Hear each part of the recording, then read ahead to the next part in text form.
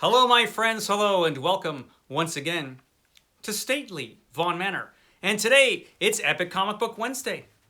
Epic Comic Book Wednesday. Every Wednesday, I'll talk about a certain graphic novel, comic book, or comic book subject. Steve Donoghue on his channel will talk about that same graphic novel, comic book, or comic book subject. It is our world's finest team up that we do once a week.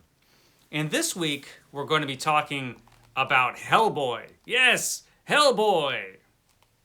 One of my very favorite comic book characters. I love Hellboy. Hellboy's great. And we're going to be talking about Hellboy's first series of comic books, Seed of Destruction, which you can get as an individual graphic novel. I will put the cover up right there with my magical powers. Yeah, you can get it like that, or you can get it like this. This is in the omnibus edition. Dark Horse just has these thick paperbacks that they call omnibuses. What the hell? It's a fat comic book full of Hellboy, and Seed of Destruction is in it. The origin story and the initial adventure of the world's greatest paranormal detective, Hellboy. Hellboy's a great character. Hellboy, who is a part of the BPRD, the Bureau for Paranormal Research and Defense. Hellboy was employed with the Paranormal Bureau of Research and Defense for many, many years. Eventually, he quits, goes off on his own. He dies eventually, goes to hell. He does come back. Lots of things happen to Hellboy. He has an adventure-filled life. He's a great character, but let's talk about the initial appearance of Hellboy, who is published by Dark Horse Comics. So for once, we're not talking about Marvel or DC. We're talking about a comic book that was originally published by Dark Horse, one of these smaller comic book companies. And Mike Mignola created this comic book. Mike Mignola, whose artwork is completely unique.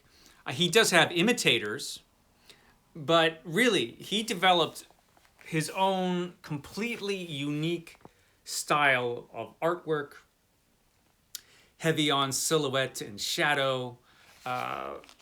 He has scenes of great energy and also some static shots, and he mixes those kinds of things together. And he just makes artwork which is just completely unique and creepy and perfect for a supernatural-based story.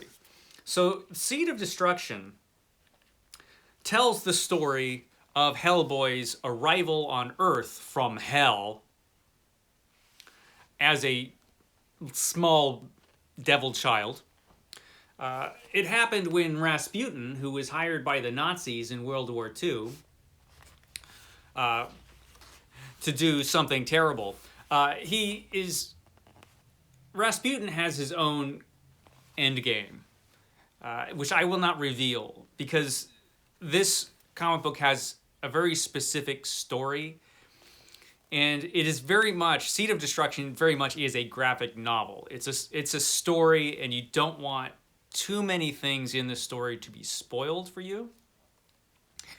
And that includes Rasputin's endgame, what he's after.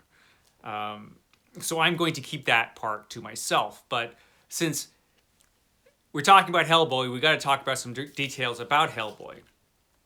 And hired by the Nazis, Rasputin is conducting a kind of experiment, which seems to be a failure to the Nazis that have hired him. But in another location, something has happened. Something has arrived on Earth, and it's little Hellboy. Look at me, I'm little Hellboy. So little Hellboy has arrived, and he has been taken by this guy, Dr. Broom, who becomes his stepfather. Really, he raises Hellboy along with the United States Army and the Bureau for Paranormal Research and Defense.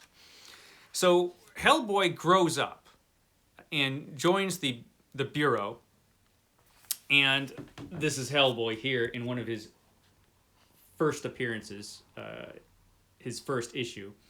Hellboy looks a little different here than he does later on in the series. Mignola refined his artwork. You're always going to see that with artists as their style does change. Mignola spent a long time drawing superhero comics. I mean, that's what he did for a long time. He drew superhero comics for DC Comics, I think, mostly. But really, that was never what he probably should have been doing. And he knew it. There were other things he wanted to do. And as soon as he got away from that, that's when his style really started to develop. And when he did his Hellboy comics and had complete creative freedom to hone his style and to draw what he wanted to draw, some things he just didn't want to draw. As soon as he had an opportunity to do that, his art just became, like I said, amazing and unique and perfect for this character. Hellboy is a demon from hell. Possibly he's here to bring in the apocalypse. Maybe that's his destiny. But he doesn't give a rat's ass about his destiny, really, because he's been raised here on Earth by Broom, and he's turned into a fairly decent guy. Mignola based this character partially on his father, who was working class. And Hellboy sounds like a guy who was raised by a bunch of soldiers. He does have a very working class way of speaking. He's a very blue collar character, and it's really cool, and he's hilarious. So this series very successfully mixes the supernatural, a lot of stuff that we are familiar with from weird fiction, specifically Lovecraft. Huge Lovecraft influence on Hellboy, particularly this initial installment, and humor. There's a lot of humor in Hellboy. He's a great character. He has more than ordinary human strength. And this one, he goes up against, for one thing, besides Rasputin, the horrible frog monster creatures which Rasputin has inflicted upon the world. Part of his evil plan. And the frog monsters are quite terrible. They make some reappearances in the Hellboy series and the other series that were based off of Hellboy. Hellboy is always fighting monsters.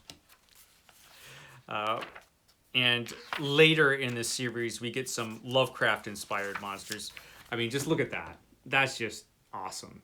So you can see the inspiration from Lovecraft right here, and also in the story, you can really see it. Yeah, this is really cool. In the initial appearance of Hellboy, in Mike Mignola's first series, Mike Mignola came up with the story, but he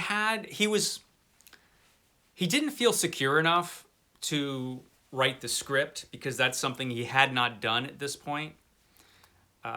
And so he got his John Byrne, who was his friend at the time, to help with that. So he had the story. He gave the story to John Byrne. John Byrne wrote the script, which I find amusing because John Byrne is not the greatest writer.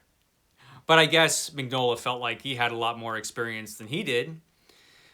Fortunately, this is only for one story, and Mignola's influence is all over this thing. So if you didn't know that John Byrne wrote it, you might not realize it, although Hellboy's personality comes out a lot more in the second story.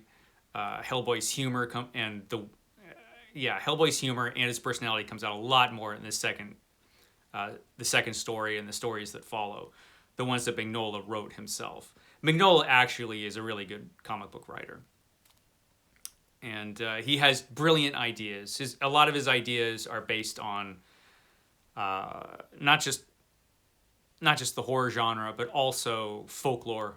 He takes a lot of influence from folklore and fairy tales, and mythology, and a lot of old horror stuff, like Lovecraft and some other things. And he mixes all of that up and puts Hellboy, a very blue-collar character who happens to be, a demon.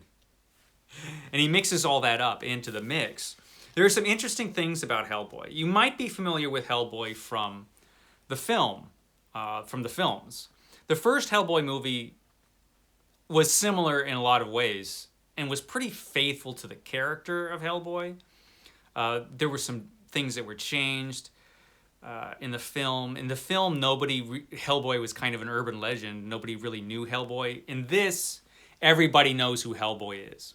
There's this funny scene where they go to this castle to do some investigations, and Elizabeth Sherman is there, who is she can light fires, and there's Abe Sapien right there,